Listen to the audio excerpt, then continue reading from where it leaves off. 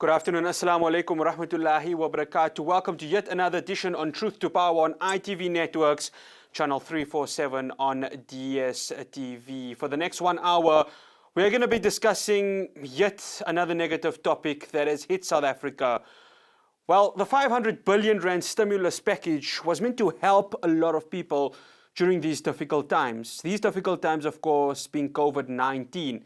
And with the peak hitting South Africa very, very hard, one would assume that government and whichever officials are working with them to make sure that corruption would be erased at this time.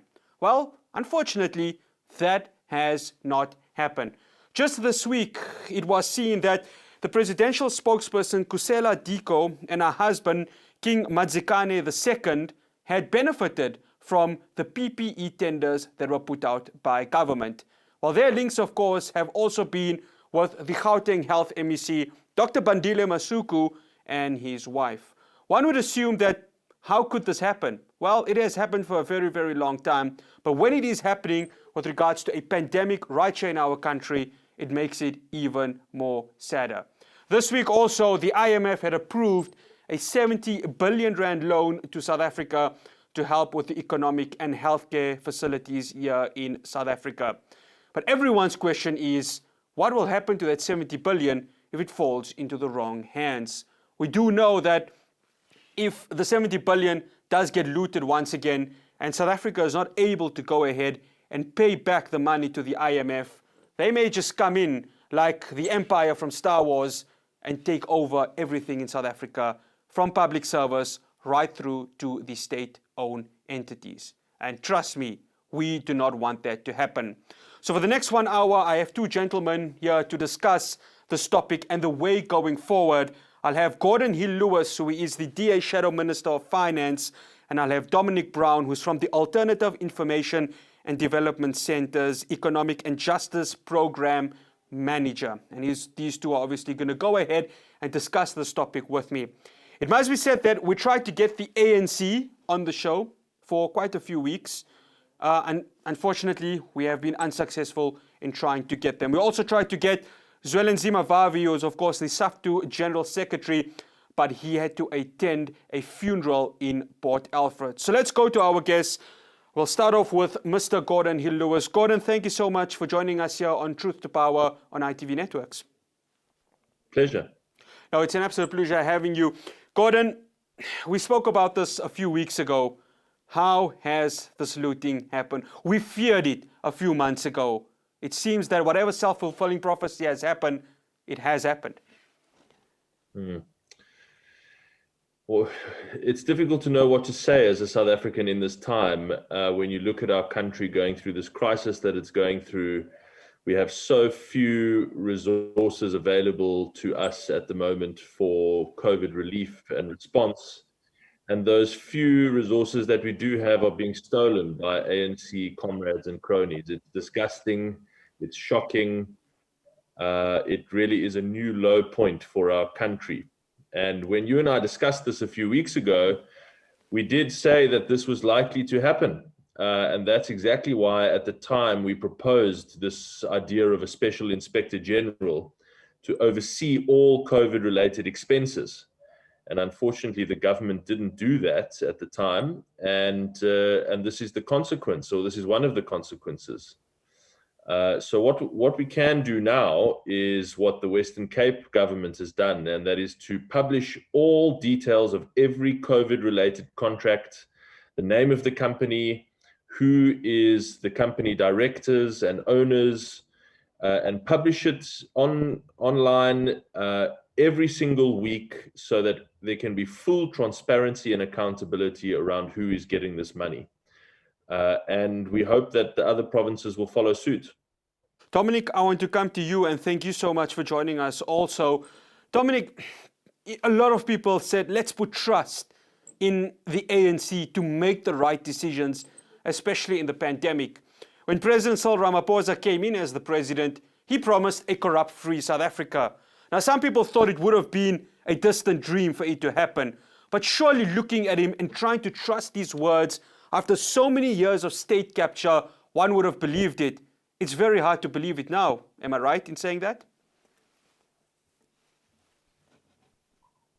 Hi, Dominic. Sorry, I needed to unmute myself. Okay. Thank you for inviting me to the show. Really happy to be here. Yes, I think we shouldn't have expected anything different to have taken place. Corruption is deeply rooted in a lot of the ways in which processes take place within the country. And I do think we do need greater transparency when it comes to how these contracts are rolled out and so on. But I think there's more fundamental points that we need to be looking at. And the first point is, I think we need a political economic analysis, a historical analysis of corruption in this country. It's not simply a case of having bad individuals that can't do anything but thieve on things like hyenas, as you would see the memes going around. But rather, this is a way for a new political elite to accumulate wealth in the current context. So I think we must locate it in that, and to address corruption, it requires a political economic response. I think related to this is the third quick point, is that one of the main things about corruption is we see often it's simply looked at as a state problem. But what we see is that the private sector has a critical role to play in facilitating and enabling corruption, whether it be banks, auditing firms, and private companies who are deeply rooted within corruption. And for this reason, we really need to think about how to enhance state capacity so that we don't need outsourcing of these contracts, of these tenders, and rather build the capacity to develop these initiatives ourselves. And I think ultimately we must talk about corporate corruption, which is often unspoken about in these debates. And when we look at, and this is not to say that any corruption must be tolerated. I think we must not tolerate any of them. And that means looking at them all equally. And here, when we look at corporate corruption and the scale of it, whether we're looking at illicit financial flows, transfers out of our current account, or illicit financial flows, the role that big multinational corporations are playing in shifting profits out of this country, avoiding paying their fair share in taxes and their fair share in wages. So ultimately, where I would differ from Mr. Hill Lewis is to say that actually there's an abundance of resources available at our disposal. We don't have an urgent balance of payment crisis, and therefore we don't need an IMF loan. So ultimately then, one is we need to fight corruption, we need additional transparency. And then once we get those fight those things, at the same time, we need to be mobilizing the resources that we have at our disposal to be building state capacity and addressing the immediate needs of the majority of the people in this country. Well, we are going to touch on that IMF loan in a bit, but I want to come back to you, Gordon. We read the statement. I'm sure you also did the same yourself, and along with Dominic, read the statement from Kusela Diko and King Manzikani II. And again, it just kind of feels as if the accountability is lacking in the statement.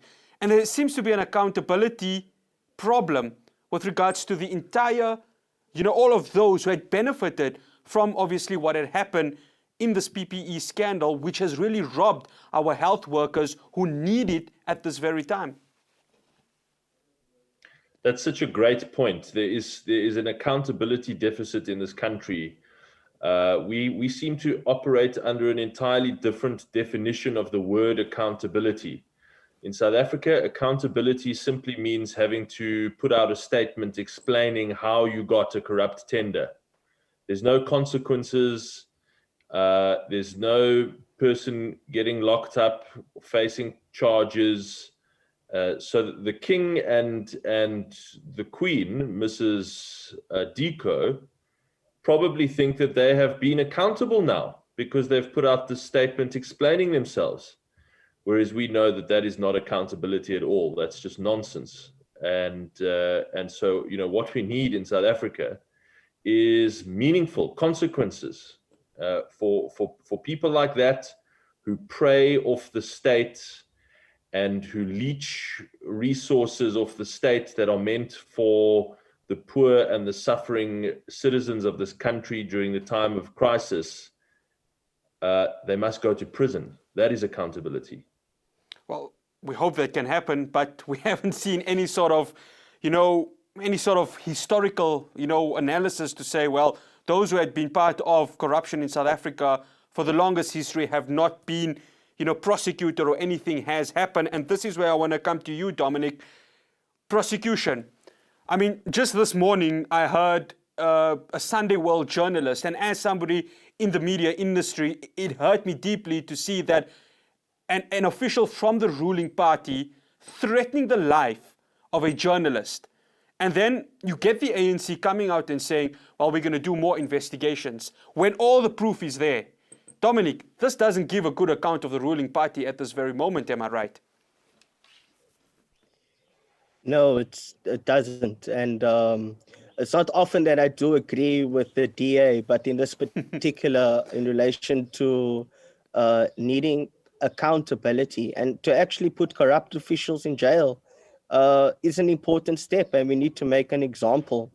And this is across the board, whether it be heads of corporations who are involved in tax evasion and tax avoidance, or state officials who are involved in corrupt tenders. These people must be held to account. And a critical aspect of that is the media and the protection of media, the protection of dissent, the right to be able to speak out and organize when things are not seemingly going correct, when our constitution is not being upheld. And I think when these are not happening, we need the media, we need civil society, and we need the court system to come out, which we have seen some positive signs of, but we need to go a step further. And once again, all of these issues underscore the importance that transparency has within a context where we don't know what's going on, whether it be how many of these multinational corporations are operating, or whether it be in relation to how Treasury makes decisions, what are the conditions in relation to the IMF loan, what are the agreements in relation to tender agreements and negotiations, etc., etc. So these are really fundamental problems that we need to be addressing. Gordon, I want to come to you, and I'm just looking at the statement that was sent out by Kusela Diko and King Madzikane II. It seems as if when of course the tenders went out, there was a sense of, well, we're going to get it and we're going to disclose everything. It has come out.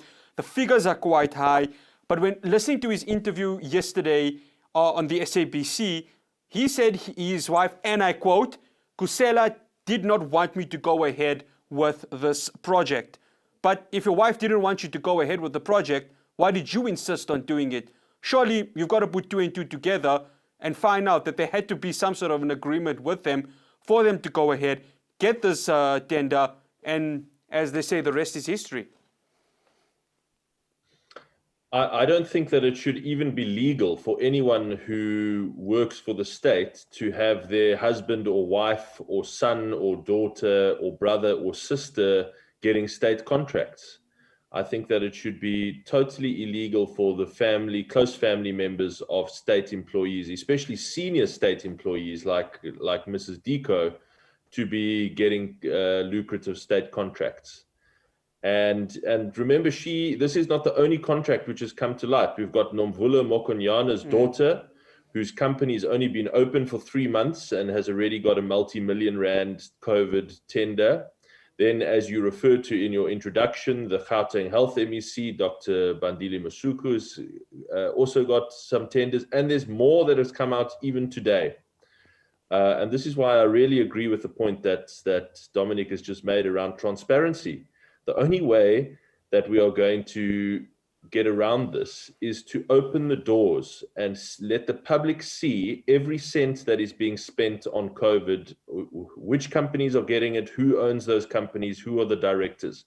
Publish it all every week online, and let's start to rebuild trust. I just want to make a point about corporate corruption. It's absolutely true. If there is corruption in the corporate sector, it should be punished with just as much vigor as corruption should be anywhere. The problem in South Africa is that no corruption gets punished. It's not that one kind gets punished and the one doesn't. It's that none of it is. No one from corporate South Africa is in prison for corruption. No one from political South Africa is in prison for corruption. So we've got a real accountability problem. Dominic, and that's where I want to bring the question in. We talk about corporate corruption. We've seen it from the time of the arms deal and then the Gupta family. And then, prior to that, of course, when you've seen the so-called white monopoly capital itself getting, taking advantage of whatever system it was, be it during apartheid time or post-apartheid, getting certain contracts. It's all the same. It's all the same in terms of everyone has benefited, and there hasn't been a proper tender process with regards to each and every South African who can deliver on a certain service is able to go ahead and get this opportunity. Dominic, as you said, in the first question I asked you, about corporate corruption, this is bad, and it just has every link to senior politicians within the ruling party. Oh, yeah. Oh, yes. So when we look at, if you'll indulge me a little bit, I think you asked me quite a bit. And Mr. Hill Lewis, I thought you were going to be having a bit more of a debate. But hopefully I enjoy debate, and hopefully we'll get a chance to disagree a little bit more. But I do think that in relation to transparency and accountability, there's large agreement in relation to that. In terms of corruption, yes, it's a historical process, and it predates the post-apartheid South Africa. And the way we understand corruption at AIDC, which is an international phenomenon, in fact, is that as you have a rise of a new political elite who have aspirations to join the economic elite. But this new political elite, for various reasons in South Africa, it was because of apartheid, years of colonialism, disposition, etc., does not have access to capital. And so in order to gain access to capital, they use their political means as a vehicle for accumulation.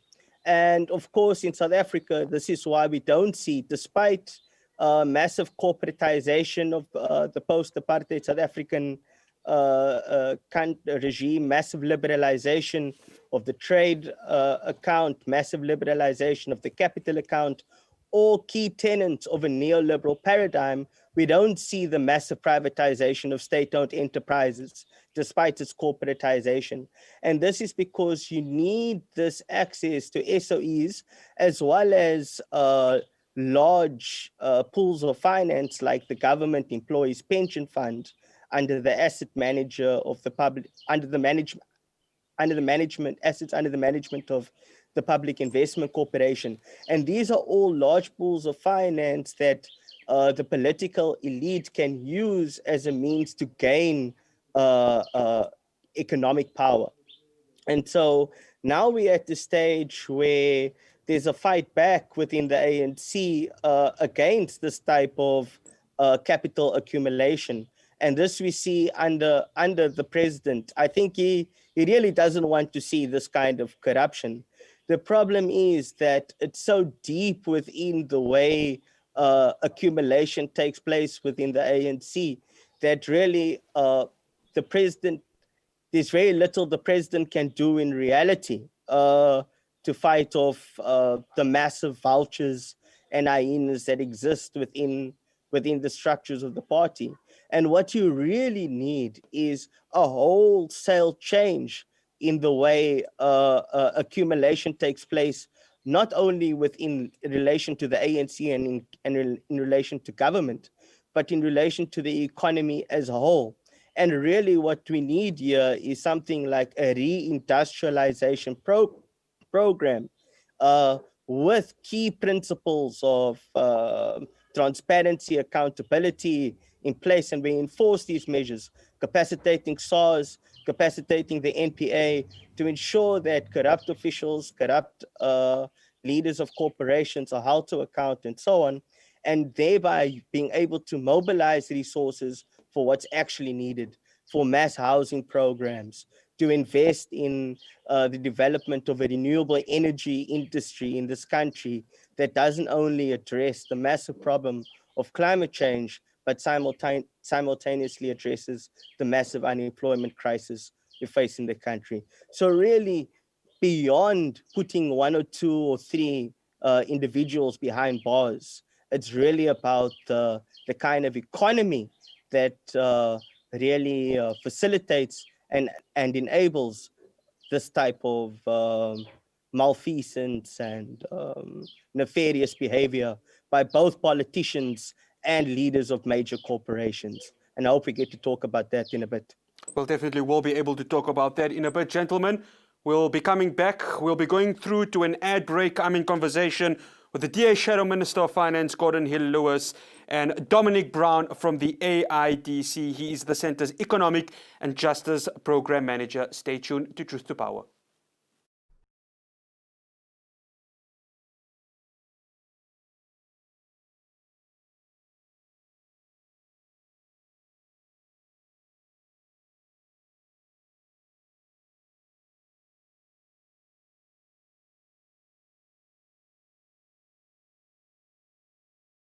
Welcome back to Truth to Power here on ITV Networks Channel 347. I'm in conversation with the DA Shadow Minister of Finance, Gordon Hill-Lewis, and Dominic Brown from the AIDC. He is the Centre's Economic and Justice Program Manager.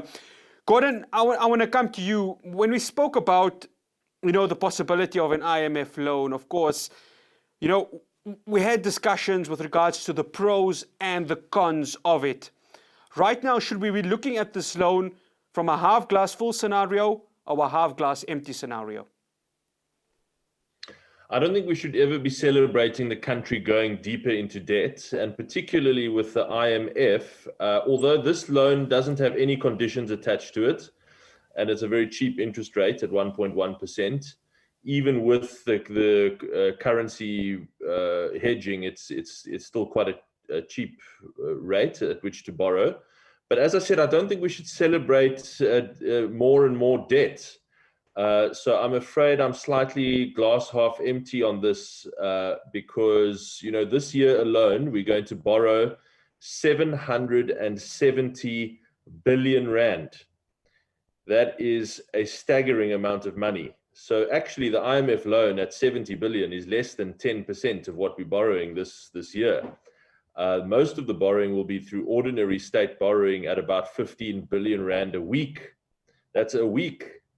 These numbers are quite staggering to even try to consider. And what that means is higher taxes for our children and for us later in life, and even for our children's children, because all of those loans have to be repaid, and they have to be repaid at an amount that is higher than what the amount that you borrowed. So, what we want to see is a return of fiscal discipline in South Africa. We understand, of course, that in the midst of a crisis like this, you can't be too concerned with the debt to GDP ratio now. You've got to get money into the hands of people that need it most, particularly the poor and those who are suffering so much in our country. So that's why you have not heard us complaining too much about the idea of borrowing so much money this year because of COVID. But in the ordinary course of business, just like everyone watching this program and just like you and me, it's not a cause for celebration to be going so deeper into debt, and we shouldn't do that for the country either. Dominic, half glass full, half glass empty. What's your take on the loan?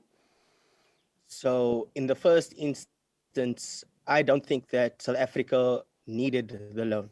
I think that our domestic financial situation is far better than many people want us to believe. The IMF itself put South Africa as the sixth richest country in the world when you account for our minerals, our commodities, and our balance sheets, including domestic resources like the government employees pension fund, and so on. So there's a huge amount of resources in this country. There's also a huge amount of money that leaves this country each year that we should put an end to. So, for example, by SARS own accounts, more than 300 billion rand leaves the country each year as a result of illicit financial flows, base erosion, and profit shifting, what we simply call profit shifting and wage evasion. This can easily raise an additional 100 billion rand to the fiscus. That's already more than the 70 billion rand from the IMF, as well as additional money that can go straight into people's pockets through improved wages, can improve worker conditions, particularly mines. Companies will be in a position to fulfill their social labor plan obligations, unlike they currently do, because they claim to be impoverished, when really they've shifted their profits elsewhere to avoid paying their fair share in taxes and in wages. So really we should be utilizing this money. So Africa has a huge amount of inequality, income and wealth inequality. We should be raising taxes on the high net worth individuals. We should be taxing the very, very rich more, and we should be implementing serious wealth taxes so that we can redistribute wealth like we should have done a very long time ago, given years of apartheid and colonialism and dispossession. But moreover, we don't need the loan because unlike the IMF saying that we have an urgent balance of payments problems, we don't. Now, the balance of payments simply is the money flowing in and out of the country. And basically, this is measures how much foreign exchange reserves we have left at the end of the day. Now, currently, our foreign exchange reserve situation is quite good. In fact, we have more than 7 months imports available, and we can cover our short-term debt service costs for some time. Now, by the South African Reserve Bank's accounts, you only, for a good balance of payment situation, you only need 3 months imports to be able to cover 3 months imports and short-term debt service costs. So we're really in a very favorable position in terms of this. And now taking this loan locks us into a situation where we have to raise foreign exchange, dollars in particular, to be able to pay this debt back. Now, what this means is that if we want to think about this in the context of what the economy needs to look like post-COVID-19, in addition to how we address people's immediate term measures, then this IMF loan is not a case of glass half full or half empty. It's a case of the glass is broken, the water's all over the floor, and we now need to try and put together the pieces. So it's really a terrible situation that we're in. And ultimately, the IMF is giving the finance minister and the treasury an added boost to push through their favored structural adjustment programs, decimating the public sector. We already saw in the February budget that 160 billion rand is going to be cut from the public sector wage bill over the next 3 years. And this can amount to nothing but job cuts over the next 3 years. We estimate that more than 300,000 jobs will be lost in the public sector. And already there's a shortage of 37,000 vacancies in the health sector alone. So in a context where you have a massive health crisis, to think about all of these things together, with the overarching situation of a mass unemployment crisis of more than 50% once the dust settles, using the expanded definition, and a massive crisis once again of climate change, I think that we're really in a difficult situation, and we can only but fight against the coming onslaught that we're going to see in terms of retrenchments, in terms of rising hunger, and the kind of lives, the massive threat on people's lives as a result going forward? Sorry for that long answer. No, it's fine. It's not a problem.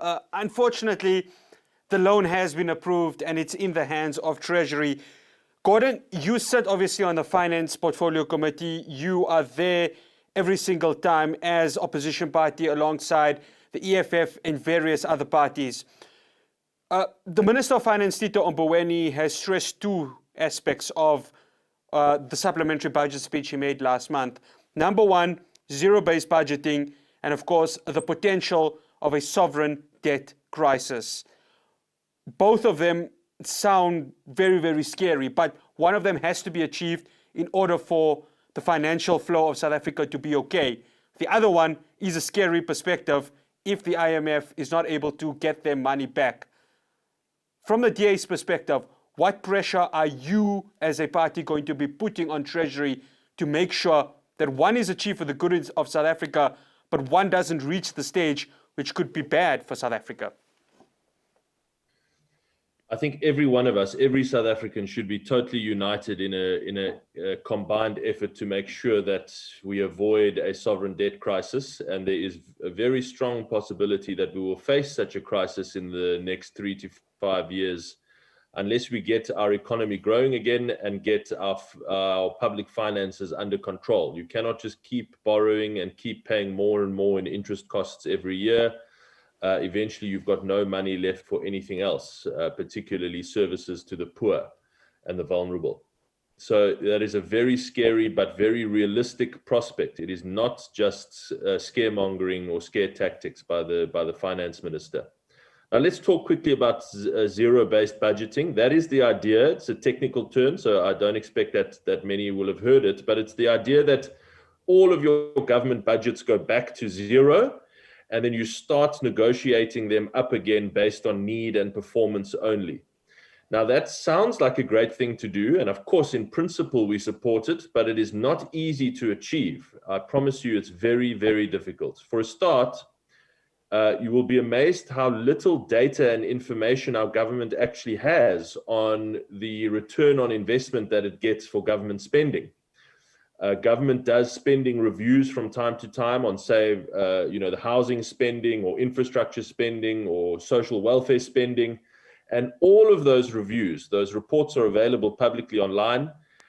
All of those reviews point to a very concerning lack of basic data on the return on investment that government gets for spending. So it's not as easy as it sounds to do zero-based budgeting.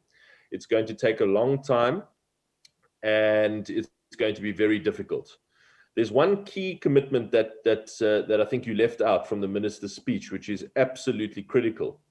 The minister committed the government, and he said that cabinet had agreed to this commitment to achieving primary balance and debt stabilization by 2023-24. Which is 3 years away. That is a very significant commitment, also very difficult to achieve, but certainly if the minister can achieve that, then we will be able to avoid a sovereign debt crisis, which will bring on a great deal of suffering for many South Africans. Dominic, if, and God forbid this happen, as Gordon just mentioned about how bad a sovereign debt crisis could be, if it does happen and the IMF does come into South Africa and takes over the public service wage bill, takes over public service altogether, takes over the SOEs, has complete control of everything that is state-owned in South Africa. Because we've seen it happen in Lebanon when they've continually asked the IMF, and Lebanon is one of the countries that is going through an economic crisis. We've seen Zimbabwe borrow money from the IMF quite a few times. But those are just two nations. There are so many that have borrowed money from the IMF, and the IMF has come in and has taken control of various state-owned entities. How bad will the situation be that the government won't be able to control any of its state-owned entities, and it will be in the hands of IMF, which is to a certain extent a private sort of an organization? So, Faraz, there's many questions you raise, and I would like to touch on a bit that Mr. Hill Lewis raised, because here's where I disagree quite strongly. So the first point I'd like to make about the sovereign debt crisis is that zero-based budgeting, which by the way is not a new concept, it's been an idea that has been pushed within OECD countries for a very long time. And basically they're breaking from it now because effectively it pushes deeper austerity agendas. And what you have when you do this is a self-fulfilling prophecy where a sovereign debt crisis would be effectively inevitable. And this is because debt is not seen as an absolute. It's seen in terms of a ratio, debt to GDP. When you cut spending, when you erode your public sector, when you cut infrastructure spending, things we've already done because our treasury and our government is conservative, just like the DA, in fact, on this, very conservative. You've heard Mr. Hill Lewis say that we need to reduce our spending in line with the IMF position. You see that already Mr. Mboweni said that the Department of Public Enterprises ESCOM roadmap, which is effectively unbundling, which is code for the greater privatization of our electricity sector, is non-negotiable. So we already see that based on the Article 4 report based from the IMF in February 2020, just before our budget, that they suggested, quote unquote, that we reduce the size of our public sector, hence the 160 billion rand cut to the public sector wage bill. So we're already doing everything the IMF wants. It's not as if we're not doing anything the IMF wants. We're straight up the alley. And the only thing that's different between the ANC and the DA is that the DA thinks that they are clean, they're not corrupt. But really their policies are literally aligned on these issues. And the problem is that actually what we need to do is, whilst wiping out corruption, is that we need to spend more.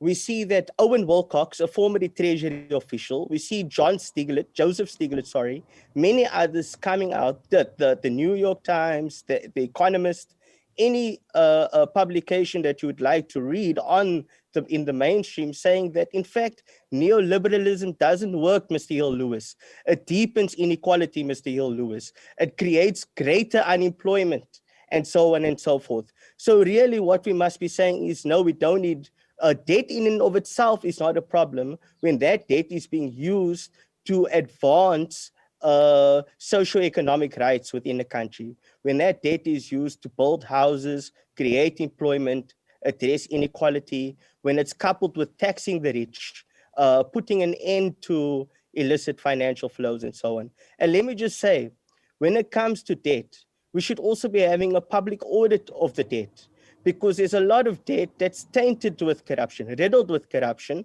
And by the way, the creditors knew in the first instance that this was going to happen, that these loans were against the interests of the majority of the population. So let's use a concrete example. The 2010 World Bank loan to Eskom for Medupi. A few months before that loan was granted to Eskom, the World Bank released a report saying that coal creates greater climate change.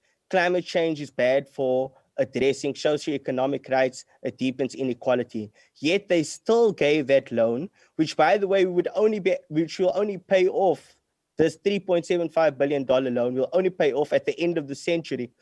And this is what they do. And they lock you into an uneven and combined type of development that goes against the very interest of the majority of the population. And this is real. What we're doing here is, it's really condemning the majority of this population to unemployment, to starvation, to inequality for decades to come.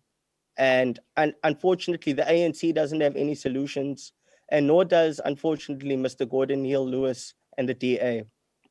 Gordon, do you want to respond to that? For us, Dominic is trying to whip up a debate. He's creating disagreement when actually there isn't that much. On the 2010 World Bank loan, let me tell you, I was one of the people who, along with the DA leader at the time, went to Washington, D.C. to beg the executive board of the World Bank not to grant South Africa that loan. because we said at the time it's going to be stolen. And the contract for the building of the Medupi boilers went to a company called Hitachi Power Africa, owned by Chancellor House, the ANC. So it was stolen, and Medupi still isn't finished. And we tried to stop that loan, and the World Bank didn't listen, and exactly what we said would happen happened. And we're still here 10 years later discussing corruption in the ANC. That's the point of our discussion today. Nothing's changed in 10 years. And you know, the key difference between us and the DA on public finance policy at the moment is not just about corruption. It's not just that we're clean. It's that we actually do what we say we're going to do. You know, Dominic says that Tito Mboweni talks about cutting the public wage bill and privatizing this and privatizing that, but none of it has been done. None of it. It's all just words on a page. That letter to the IMF is... I mean, you could drive a bus through it. There's not a single commitment. I challenged him to give me one commitment that Mboweni's actually made that he's actually followed through on. It's all just words, whereas we actually do it. Now we have you know, a track record of seeing our commitments through. But here is where there is real disagreement between us now. And this is on this concept that we can just keep spending our way to prosperity. And I just want to ask everyone who's watching this show at home, you know, does it make financial sense for a household, a family, to use their credit card to pay off their bond so that they can buy groceries for the family at the end of the month? Because that is what we're doing in South Africa now. We are borrowing 770 billion rand this year alone. This is not small money. How much more does Dominic want us to borrow? 1 trillion? 2 trillion? I mean, what is enough? This year alone, Faraz, we're going to spend 236 billion rand just on the interest bill on the credit card. Now, do you know what that means? That means that there's less money for healthcare. That is why patients are fighting for oxygen bottles at hospitals in the Eastern Cape. It means there's less money for social grants. It means there's less money for education. That's why in this adjustment budget, we are cutting education infrastructure. Can you believe that? Faraz, in a government that claims to be pro-poor, we're cutting the budget for building new schools in poor areas. That's what's happening in South Africa because we're spending so much money on paying the interest on the credit card. You can't just carry on doing that. So this is where we fundamentally disagree. You can't spend your way into prosperity. You've got to exercise proper financial common sense discipline, just like you do and I do, and I'm sure that Mr. Brown does as well in his own life, and all of your viewers today do. That is how you build a prosperous society, not just spending your way into oblivion. Dominic, do you want to have the say in this? Isn't the misconception that the household budget is the same as a state budget? The household doesn't have the capacity to raise revenue through taxes. So in the first instance, we mustn't tell lies and say that a household budget is the same as a state budget. It's completely different. And the state, through spending, improves the capacity, productive capacity, through, if you want to increase the grants, you create more spending, more consumer demand, and this way you can actually raise more revenue, create more employment, and it has many multipliers. And this is really what we need to do. So in the first instance, spending more on key things, not just on wasteful mega projects. We need to think about renewable energies. We need to think about needs that people like housing, improving our public transport system. These are the types of things we need to spend on. And here, it's not just about, I don't think that there's a problem with more debt, but it's not just about more debt. It's also about taxing the rich and redistributing wealth.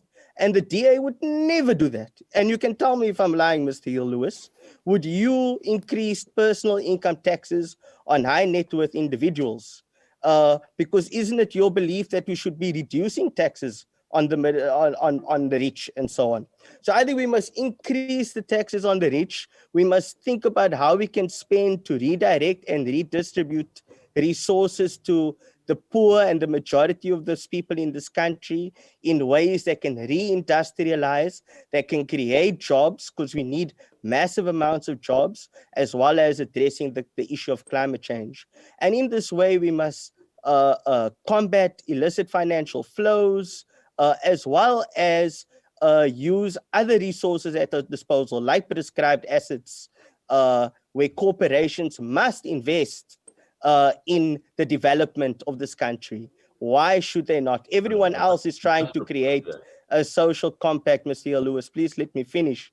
And so in so doing, we need to make sure that corporations pay their fair share. We need to use all the resources at our disposal. And finally, we must reject debts that were incurred as a result of corruption. We need to dismiss them for being odious, and they should not be paid. They should actually be annulled from our balance sheet. And so in this way, we can think about what kind of economy puts people first. The government has the most capacity to raise resources and to spend those resources without putting the maximization of profits at the forefront. And that's really the kind of society that we need to think about, not one that either the DA or the ANC has to offer.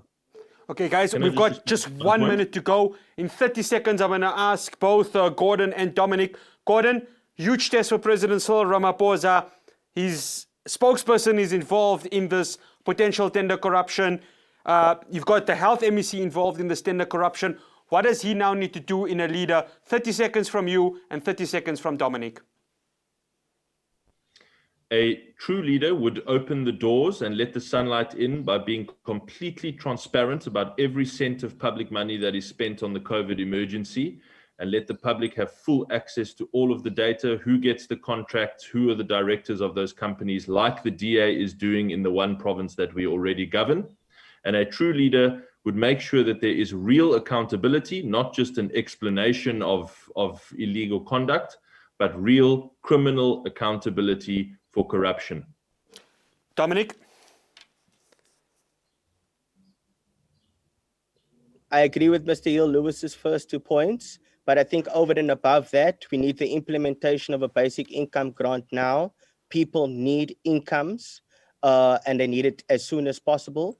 We need to say that we're going to be taxing the rich, and we're going to be implementing wealth taxes, and with that, implement exchange and capital controls to give ourselves more space for the kind of macroeconomic interventions that we need for pro-poor development path that simultaneously addresses unemployment, inequality, and climate change. Unfortunately, I don't think our president's up for the task. Well, the question remains, will he be up for the task? He is going to, of course, be the president of South Africa until the next general election. So it remains to be seen what will happen there. Gordon Hill-Lewis, the DA Shadow Minister of Finance, and Dominic Brown from the Alternative Information and Development Centre's Economic and Justice Manager. Thank you, gentlemen, so much. It has been a great and a robust debate. Thank you so much for joining us.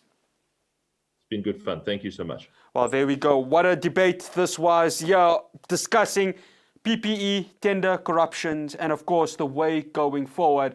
And we have to ask ourselves, with the 70 billion loan coming from the IMF, will it fall into the wrong hands, or will it be used to help South Africans, especially the poor people of this country who have suffered not just during 400 years of colonialism, but have suffered also during the dawn of democracy, because promises have not been kept to them.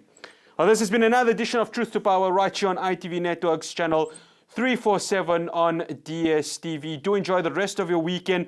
Eid Mubarak to you and the rest of your families, and may you have a blessed one. And most importantly, stay safe. The virus is still in its peak, especially here in Gauteng. So we ask you nicely to stay at home, be with your families until this virus has passed us. From myself, Faraz Patel, and the rest of the production team of Truth to Power, to enjoy the rest of your afternoon. Assalamu alaikum wa rahmatullahi wa barakatuh.